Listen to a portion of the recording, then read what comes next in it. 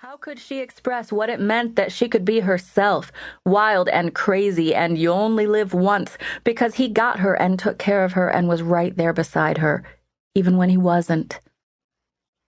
I think we're in the clear. He flipped the tarp back off them and looked up. The wind had died down, and the hail and rain had stopped. She could tell the sun was even poking through the clouds, but his words took a second to sink in. In the clear? As in totally fine? Another amazing thing about these storms was that they could disappear as quickly as they showed up. Bree should look up. She should check it all out. But she couldn't stop looking at Max. Maybe it was the near-death thing that was making her introspective, though it hadn't been all that near, really, but she'd been scared. And not in the basement stairs in a horror movie way, after all, because the stuff in horror movies was fake. The tornado, and the could-have-been tornado, had been all too real. Max. He was still studying the sky. That one didn't amount to shit. His expression changed as he turned his eyes northward, toward Chance. He got up on his knees. The next shit was a muttered one. Bree felt her heart flip in her chest. That wasn't good. She didn't want to look for herself, and in that moment she decided to let Max protect her for a few more minutes and know something she didn't. She got up on her knees too and reached for his hand. Max. At her touch, he focused on her. You okay? She smiled. Yeah, someone kept me from getting knocked in the head, or I might not be. He grinned. It's what us big, strong heroes do.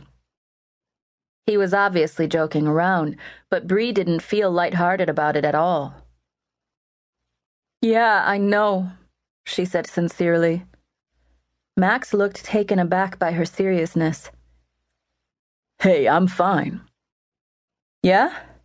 She picked up the sweatshirt she'd given him before and moved closer on her knees. She lifted the shirt to the back of his head. He winced when she pressed, and when she took the shirt away, there was fresh blood. Not a lot, but she showed it to him and said, "Oh, really?" I've had worse. His voice was tight, and he was watching her with an unreadable expression. She could always read his expressions, though, in all fairness, Max was an open, happy guy for the most part. He was a passionate, intelligent, fun-loving do-gooder. But for all that, Bree knew that Max had, indeed, had worse. She lifted the shirt to his head again, more gently this time. It's still on the ground, Max said. Vaguely, she realized he was talking about the first tornado. She nodded.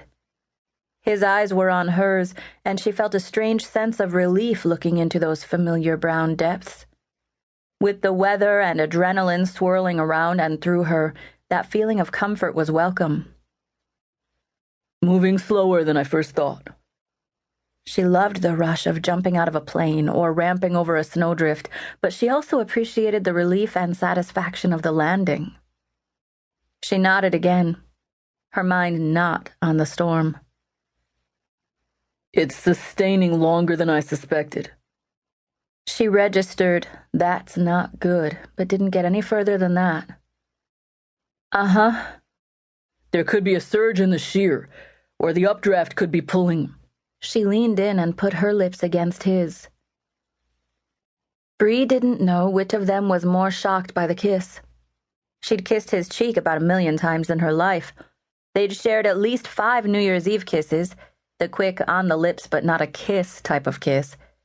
They'd boyfriend-girlfriend kissed in high school, 10 years ago. This was nothing like any of those. This was holy crap good. Bree felt his strong arms wrap around her, pulling her even closer. She tipped her head to fit their mouths more fully together, and she felt a little rumble from Max's chest. That soft growl sent fire through her veins, and she wrapped her arms around his neck, her fingers dropping the sweatshirt so she could put her hands at the base of his head.